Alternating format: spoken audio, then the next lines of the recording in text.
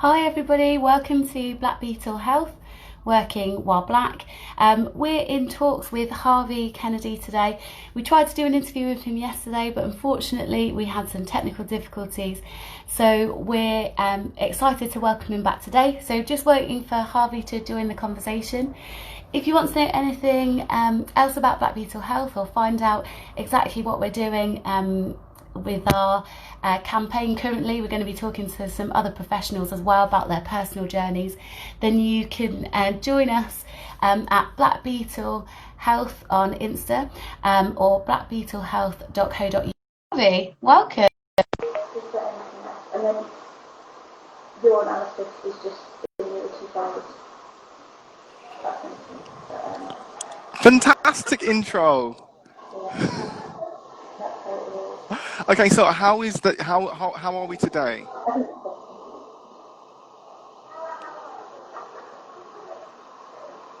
How are we today? I actually can't Hey, hear you. can you hear me? I can hear you now. Yeah. Oh, you can hear me now. Okay. Oh, I hope Yes. everybody else could hear me. Sorry. So I was just introducing Harvey Kennedy. He's going to give himself a little introduction anyway. This is Black Beetle Health in talks with, and we're looking at personal journeys of black and brown professionals that are sort of involved with our organisation. So, Harvey, we have to express that all the views here are our own, my own, Yes. your own. Yes. um, Just in case things but get heated. yeah. Well, you never know what's going to get dropped. So, yeah, we'd love it if you could just sort of give us a brief introduction to yourself. So, my name is Harvey Andrew Kennedy. I am the founding director of Black Beetle Health. I'm also the Secretary Health Coordinator for Community Engagement at LGBT Foundation. And I'm also a doctoral student at the University of Chester in the Faculty of Health and Social Care. And that's a really long title introduction. And I'm going to say the same thing I said yesterday when we were trying to do this. And that's that I've had to learn to introduce myself for what I am and who I am, even though it seems really exhaustive and it seems really long, because as a black or brown professional, when I walk into a space, it is not, sadly, it's not assumed that I am qualified to do my role. It is not assumed that I'm bringing anything of value to the table, but that I'm just happy to be in the room. And I had to slowly learn to become comfortable with that, even when people challenged me and sort of said, you know, why are you using all those letters? Like, why are you going into all that depth? Like, that's not necessary. Like, is that a bit extra? Yeah, it's a bit extra. And I'm going to continue to do that because, again, if one of my counterparts who happens to be white English, you know, they walk into a room, that is just not something that people tend to think unless they maybe choose to present themselves otherwise. But I think that the challenge of identifying people of color as professionals when they walk into space, particularly a queer person of color, you know, in my case, you know, I might be using one of my techniques of being quite like jovial, of kind of like, oh, happy to be in the room, is not assumed that that is also a professional that's walked in. And so there's a lot of conflict there. And so I encourage other people, even on the website, we put everyone's qualifications. If you have a bachelor's degree, that's going to go on there. If you've got a master's degree, that's going to put it on there. If you've got two master's degree, boom, boom, they're both going to go on there All of them, because everything, you we put the earned time it. in. Yeah, Yeah. exactly. So I just want to Absolutely. add that. Good. We talk about leading with qualifications, right? So absolutely nothing wrong with doing that. You earned it, you work for it. Appreciate it. So that's kind of a little bit about you. So we're going to just talk about your personal journey now to get to where you are, public health professional. So yeah, just tell us a bit about that.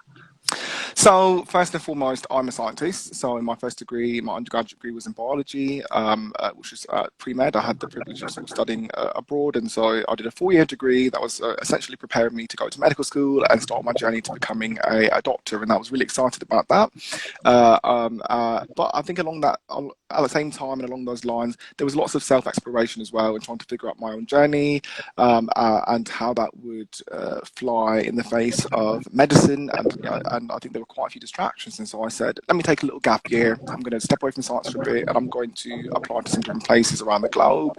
So I applied to Egypt, and I applied to Guyana, and I applied to South Korea, and I applied even to Stanborough, which is located in sort of near Luton area, a boarding school, just to be like a, you know, head of house or something, you know, like a mentor or something, just for a gap year. And so South Korea got back to me first. They said, we'll pay for your plane ticket, we're gonna, you know, we're gonna house you, we're gonna give you full salary, we're going to hook you up, it's going to be amazing, wonderful. And so I was just like, yeah, I'm going to go to South Korea because South Korea seems to know what they're doing. So I ended up in South Korea for a gap year. You know, I was enjoying the food, enjoying being away, you know, just, you know, exploring my true self, you know. I was just really enjoying it, teaching English in a local Hagwon or institute. And that sort of escalated into me finding out about a Master's in Public Health program. And so I ended up going and looking into a local university in Seoul, the capital, and started exploring the options of maybe going and pursuing medicine, or then looking at this really available MPH that I could go and pay for in, you know, out of cash, the cash that I was earning. I had nothing else to do with my money. I said, hey, why not do another degree? So I sort of asked friends and consulted, and they were like, yeah, you should definitely do it. So that went on for like 2 additional years. I then did a postgraduate year of research as well, and then I did an internship after that, and then published some of the work that I did as part of that. And then I went, okay, right, okay, it's nearly 6 years now. let me figure out what I'm going to do. Let me try and figure out what I'm going to do next. And so I ended up coming back to the UK, and that's the sort of where that ended. So quite a journey, just like, but it's amazing how things can just happen, even though you're not intending for those things to happen. They happen, and we sort of have to accept it's sort of what fate brings us sometimes, instead of always trying to plan things out. So that's where I am currently. Story's not finished, but that's where I'm currently. Yeah. And so there was a kind of desire there to pursue medicine, and is that still something that kind of you're thinking about? Or? Adelaide, this is a difficult question because I think about medicine every single day. I said it yesterday as well. I feel like I'm just like reenacting what I did yesterday, but the passion is still real. I love the concept of you know, patient care, and you know, I've spent some time working in the hospital as a nurse tech as well. In addition to all my paraclinical sort of roles that I do now, but extremely passionate about medicine. Love the concept of, you know, some people like the concept of being able to like wear a white coat and be like, oh great, you finished medicine, great, that's really impressive. But I think it's the down and dirty, you know, of trying to figure out the problem and the person feeling really good at the end of it. And particularly as a black professional as well, you know, what that could be for my black patient, or my patient of color who watches me walking, and I'm the one caring for them, and what that can mean for their health outcomes. So that's still something I'm really passionate about. It is something I've sort of still debating in my head whether or not that's something I need to be pursuing. But yeah, that's the next chapter of the book. That's not been written yet, so we'll see. Okay, so I feel like the next chapter is fairly exciting, to be honest with you, based on everything else that you've already done. So we've talked a little bit with all our kind of professionals about how their work relates to Black Beetle Health, but obviously you have quite a special role in Black Beetle Health. So if you want to let people know about that. Well, I think it's important not to say that I've got a special role, because I think everyone's got a special role at Black Beetle Health. You know, I'm very adamant about pushing the message that Black Beetle Health is nothing without the team. However, yeah, Black Beetle Health is in existence because that was something that you initiated. Oh, right, yes, okay. So yeah.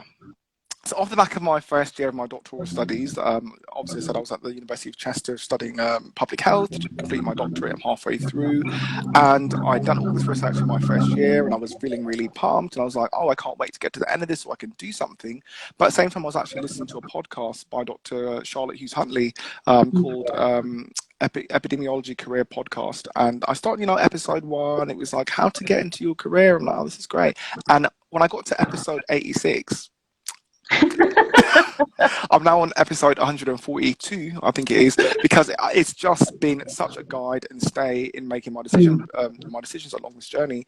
It was don't wait to finish your degree, don't wait until you become somebody to start doing things. You can start doing anything locally. You can start being a public health practitioner on your street. You can look for sort of health disparities and inequalities on your own street, and you can start to do small projects. And so I started what I thought was a small project. You know, I was going to make an Instagram, and I was going to post a few little things here and there, like be healthy Tuesdays, you know, share, like, subscribe, just something basic, you know, just doing what the kids were doing. And then people started DMing us, and they were like, oh, we really like the work you're doing. Could you come and speak to my organization? You know, could you come and speak to this group and that group? And I was thinking, yeah, we can arrange that. Yeah, I'll talk to the team, and I'll see who's available. You know, there was no team. There was no team. There was no team. And so I immediately realised that there was a need to maybe pursue this a bit further, and so I brought on the advisory board to just ask, a few of my close colleagues, like, what do you think I should be doing? And there were health people, there were activist people, there were advocacy people, there were academics, there were business people, and I just sort of said, I need some steer and just to understand what the best thing is to do, and also start reaching out to some of my friends and acquaintances and people that I had just bumped into. Layla, who's our income generation officer, I met her at the locticians. I was minding my own business, getting my hair done, and there she was sat in the chair in front of me, and I was like, hey, so like, what do you do? And it grows, and it's these types of relationships are so important about how they can develop. And I was at a completely different event with you. Actually, I'd known you previously, we'd interacted, but I was at a completely different event with you. I think we were celebrating a local activist, Chloe Cousins. She was doing something with, was it?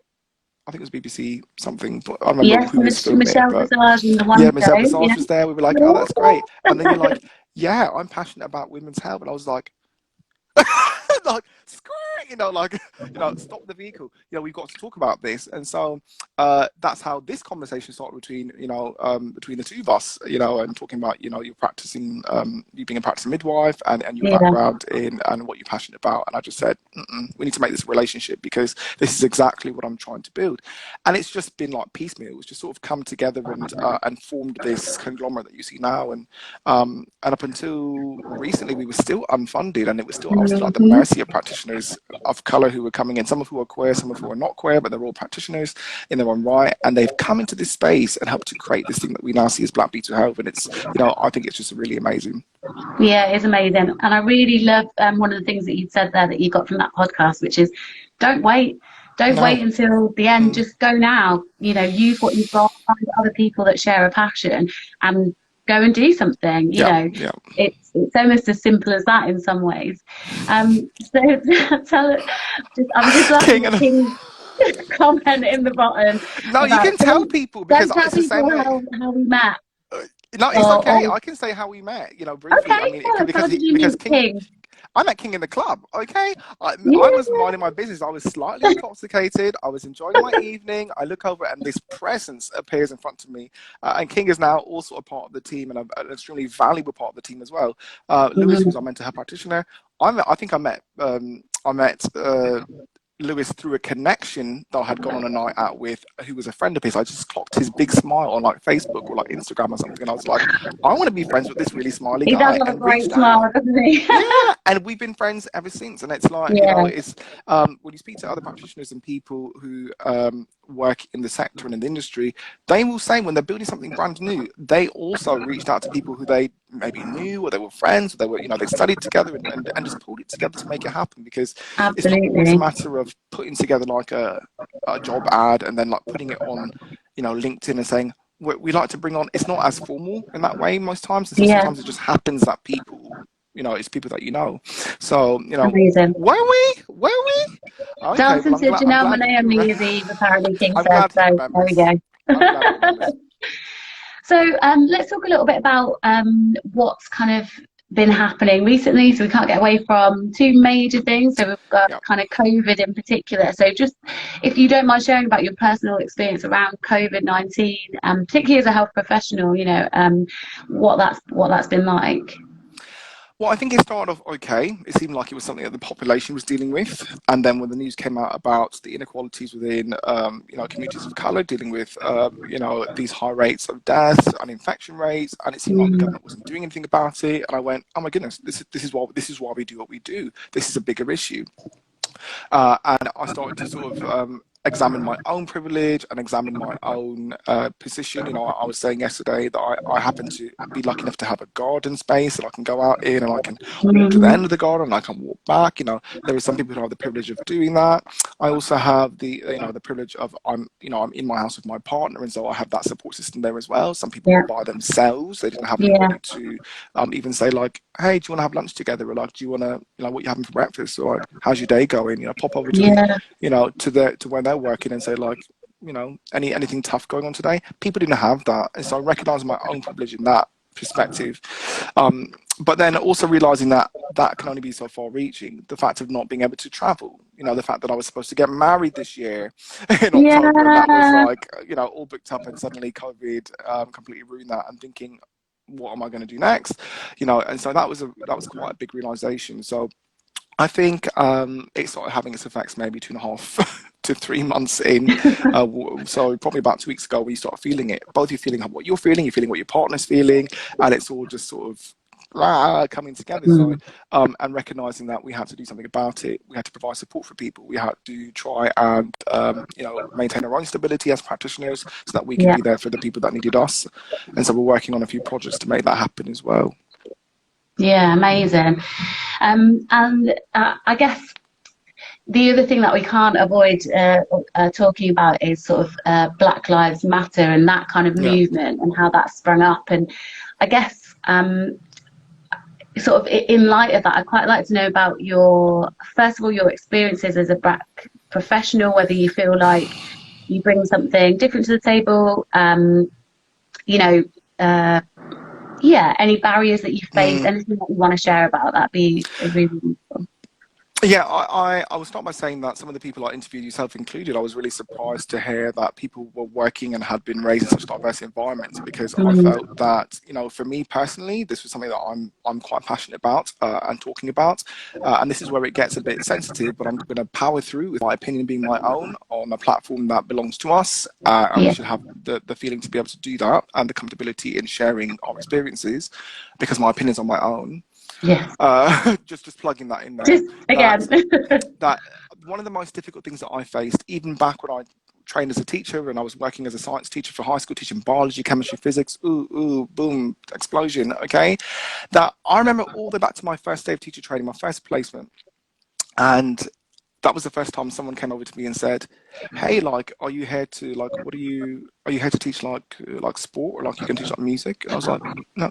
Oh, no, like, I'm here to teach science. They're like, oh, I didn't know they did music in the science building. And I said, no, I'm here to actually teach the science. And they went, oh, so did you like study science to do that? Are you doing like a skill up? And I was thinking, I'm a scientist. I'm coming in here to start my teacher training to deliver some of the knowledge I already have to share it with the young people of this nation. Is that okay? And it was like, oh, well, anyway, good luck, because I needed your luck. Like, you know, it's, you know, that was my first sort of experience in realizing that I wasn't allowed to be qualified to do my job, it felt. And then also going into the classroom and realizing that even for the students, many of them had been previously only taught by white professionals. And so here I come, like, right, everyone settle down. Right, everyone to their seats. Can we just line up at the back, please? Thank you. You still seem to be speaking.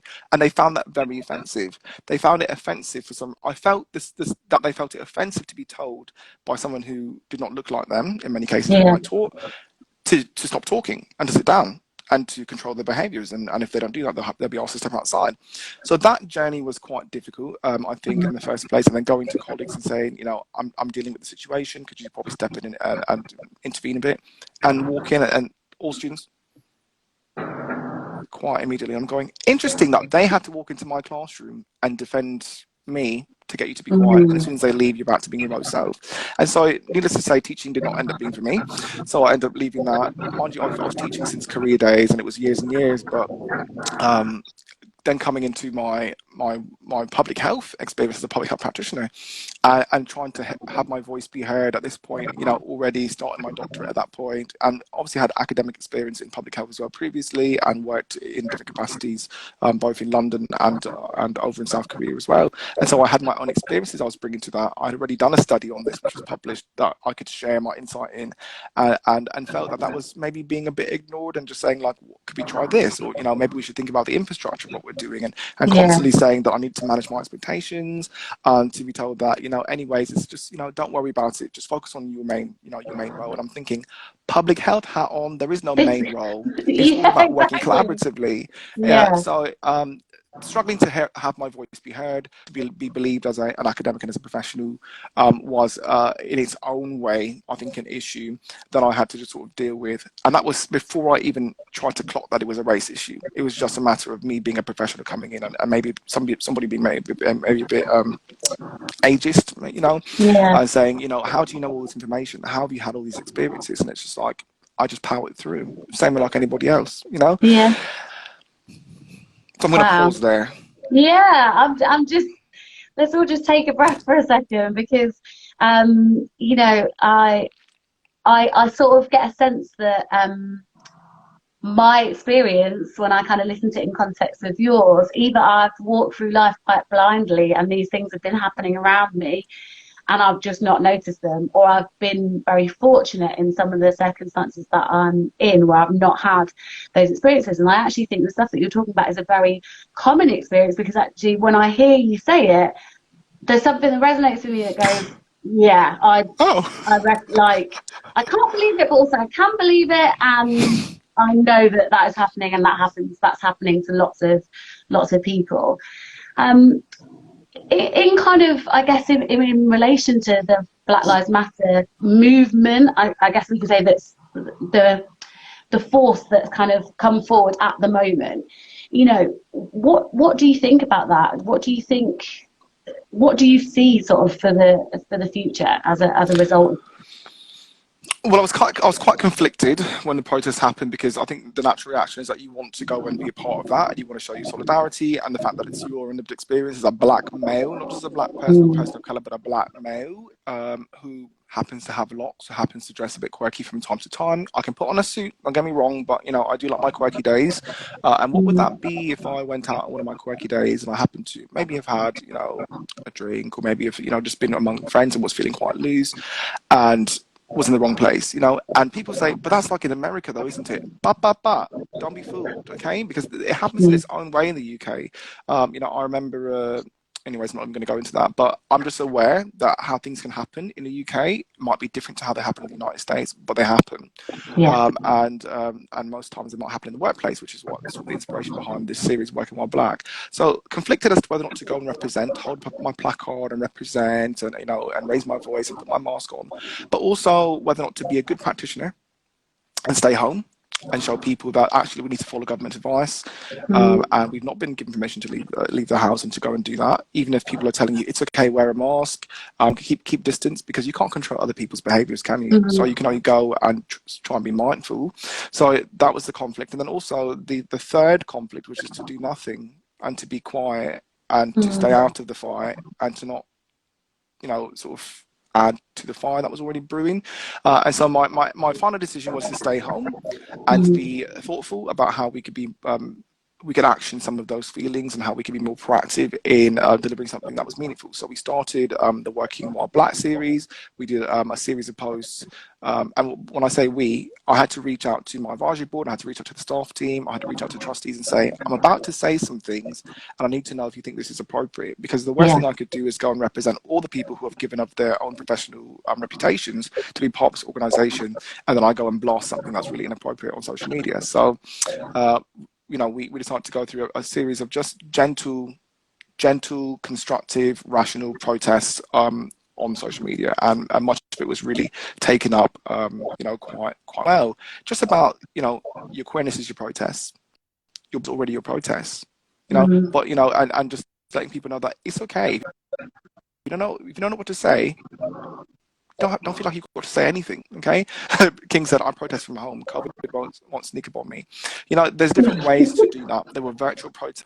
And so that was my decision to sort of mess with what to do, think constructive, as in like action rebel, you know, try to boost the donations platform, try to see, you know, how can we organise ourselves as a team much better to then deliver something of meaning and of value to the communities. And so, you know, in the process, we were able to solidify our trustees, you know, get our trustees on board. You know, we were able to sort of round up our advisory board and really make it really tight. We were able to, you know, complete our funding bid, which, you know, finally came through, and move on to start the next one. You know, these are the things that I think are longer lasting and they're far reaching, and it's about gearing up, almost like while people are distracted, be busy. That's always been my strategy. And so people say, how have you managed to do so much in your short life? Okay, I'm 32 years of age, about to be 33 years of age, and I've doubled up.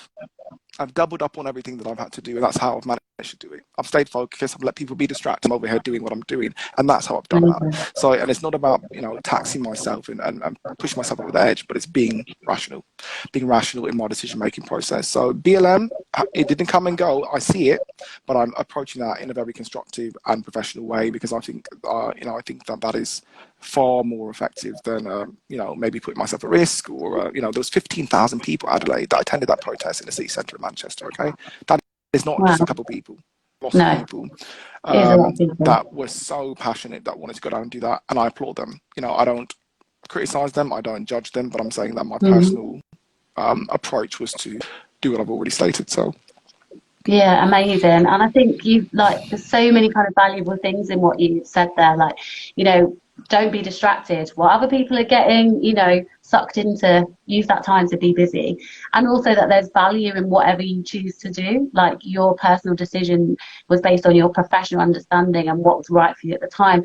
My personal decision about sort of the protests and things was guided by my medical kind of status. You know, I'm in that shielding category, so going outside was not an option.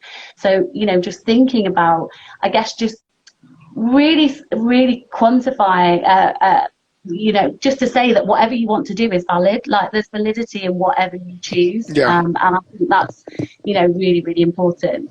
So do you feel like this is the beginning of something? You know, what are your hopes for where this sort of wave of momentum is going to end up? I mean, for me personally, I can't speak on behalf of Black people everywhere. You know, I wish I could, but for me, I think that it has certainly given me more issues as I see them happening. So if I'm seeing something, I'm saying something. You know, they always see see something, say something. That is what I'm doing, and I'm trying to say something about. So I think, you know, issues such as, you know, whether or not companies are actually being actioning some of the things they're saying. Are they just being supportive and saying like, oh, I'm so sorry that's happening to you. Are you coming to the brunch tomorrow? Like, wow, we do the brunch. I You know just nothing took a about the moment. brunch. Yeah. Yeah. And so I am feeling more confident in speaking up when I see something. Yeah. And holding people accountable, but also being willing to have conversations. My headset is misbehaving, sorry. And to be hold people accountable and ask people the same question: where do you see this going? Yeah.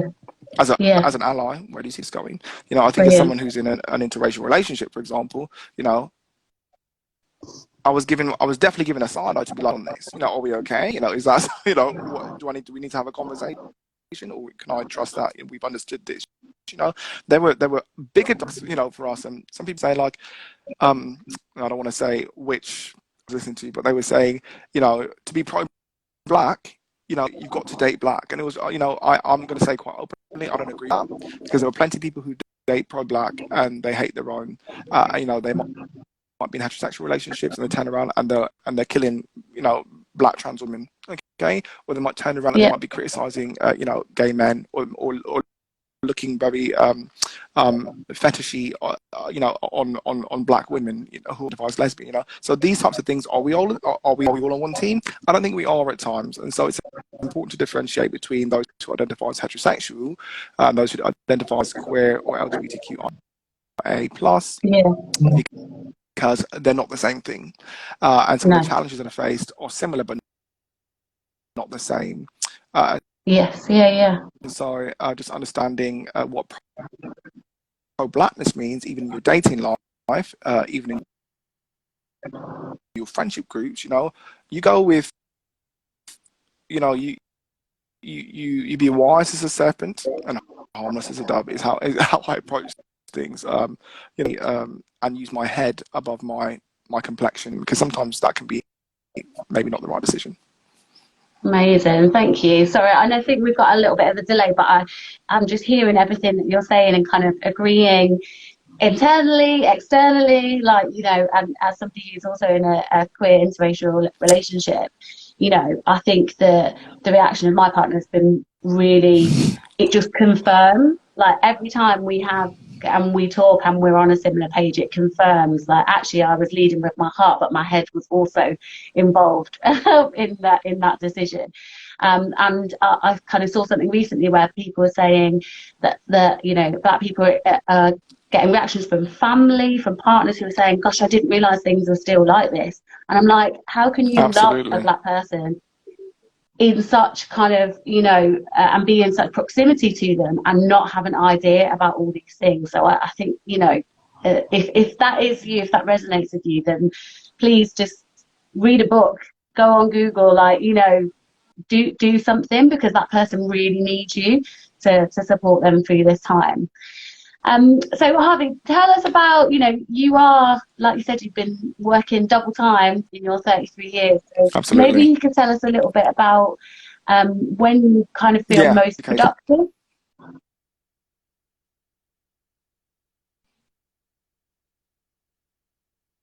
Oh, I think we've lost Harvey again. We are doomed not to finish this interview, but I'm hoping he's going to come back to me shortly. If you want to get in contact with Harvey, you can contact him on harvey.kennedy@, blackbeetlehealth.co.uk. You can also go to the website as well, where you'll find all the details of our practitioners, our advisory board, and our trustees as well. And you can look at all the work that we're getting up to. And of course, you've got our Instagram platform. We also have a Facebook page as well. Are you back with me, Harvey?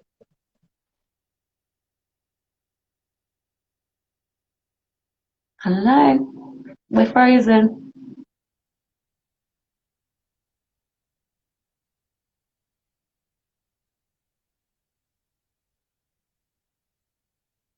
I can see his mouth moving, but I can't hear anything.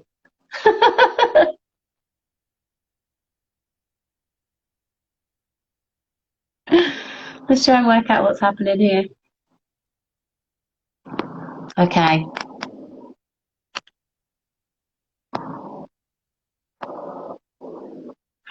Harvey, are you on mute? Do you want to just check your mute?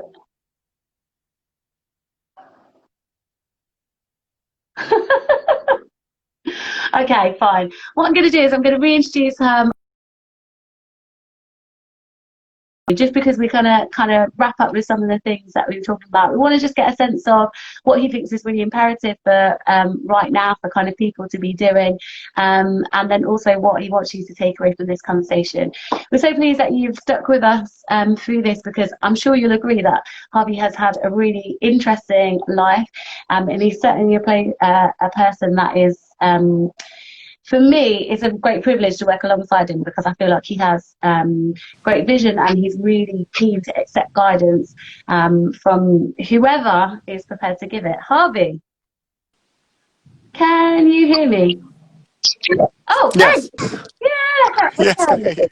Oh, okay. So I was just bigging you up then before you came back into our conversation. So just saying, I really enjoy working with you. I love the way that you're very enthusiastic about stuff. You know your mind, but also you're happy to check in with people and say, is this quite right?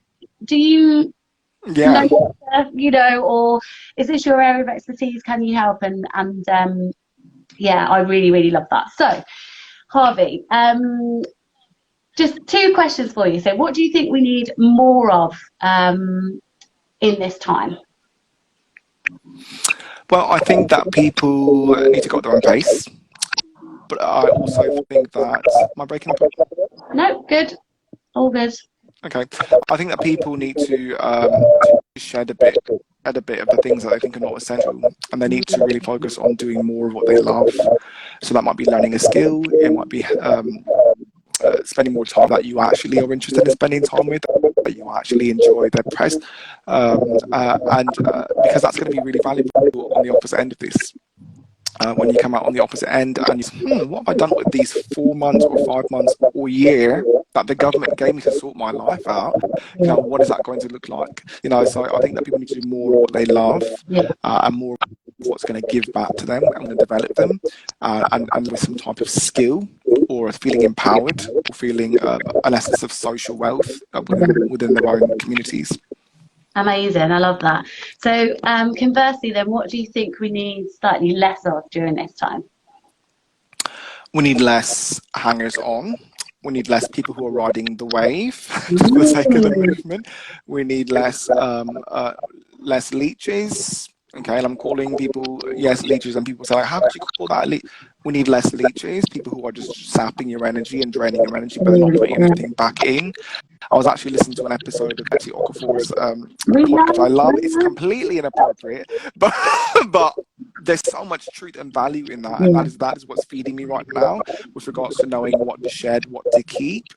And one of the things that she said in yesterday's episode, I think it's episode 25 or something, like I'm powering through, is that there are so many people who are, in your circle who are not feeding you, and if those people are not feeding you, it means that they're taking from you. Yeah. Okay, and it's important to keep people around you who feed you. It doesn't mean that there's one person that you go to and it's their job to give you everything, but the collective of people coming together and feeding you, whether it's personally, professionally, helping you with personal development, or just being a listening ear, the combination of all these people in your circle or what's going to move you forward. And so there needs to be less of the leeching, less of, feeling like we've got to keep people, there needs to be a bit of the shedding, or social media, in our phones, tax lists need to be dwindling, because I think that we're not designed to keep in contact with 1,000+ people. We're designed to be able to do that. But, I think we're all attracting back into really small, immediate communities where we are learning to depend on the immediate and stop thinking that there's an answer somewhere out there, somewhere else is going to help me, because it's making communities really strong. And that comes from less sort of leech type behaviour, really. I think less leeches. I love this. And just for anybody who didn't get that, and it's not for the faint-hearted, but Kelechi Okafor has a podcast called Say Your Mind, which we both love, basically. Check it out, but you might need to turn it off in the first few minutes if you're you don't have a struggle, because she brings it and she tells it like it is, which is what I adore about it. So I'm going to give you an opportunity to say anything that you've not had an opportunity to say or share, that you really wanted to say or share. And then finally, I want you to sort of ask people, give people some takeaways from this conversation. Yeah, just quickly, I would just like to tell people, whoever might read this, listen to this, or might come across our content online, if it's not for you, and I'm saying this confidently, if this is not immediately for you, there is no pressure, because I think that we put so much faith in numbers, and who's following us, that's who's seeing it. There are loads of people who come across the content that we provide, and they never like, they never comment, they never subscribe, but they see it. Is that echoing? No, I'm good. Okay. So Catherine said hashtag less leeches. The fact is that we create content for a specific group of people. We are serving underrepresented communities of colour. We're focusing on QT populations, communities, and bringing correct evidence-based information and tangible interventions to these communities, because otherwise we get drowned out by the generic community, and that might not always be.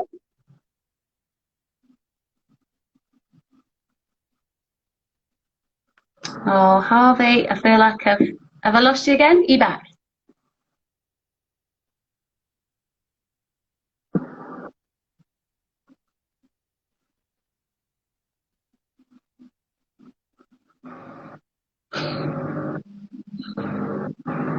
So I don't know about you, but I've got no sound for Harvey. So I feel like there's a forces conspiring against us, because I can't hear you. But I think what we're going to do is we'll wrap up. Harvey, is that okay with you? Can you hear me? I can't hear you. Okay. Thank you so much for bringing everything that you've brought to the table. I'm really sorry that we haven't been able to finish this in completion. However, I'm going to campaign for a Harvey Kennedy part 2, because I feel like there's so much more that we can talk about. So thank you all for joining us. Harvey is on Instagram. You can see him here. You can see his handle in this IG Live. You'll also be able to catch him on Black Beetle Health, and you can send messages directly to our Instagram, although we do prefer email because that's the way to get directly into the inbox. That's harvey.kennedy@blackbeetlehealth.co.uk. All that remains to say is thank you. We hope you enjoy it and you get to watch back. Oh, and we'll catch up with you soon. We've got more of these interviews happening, working while black, so please stay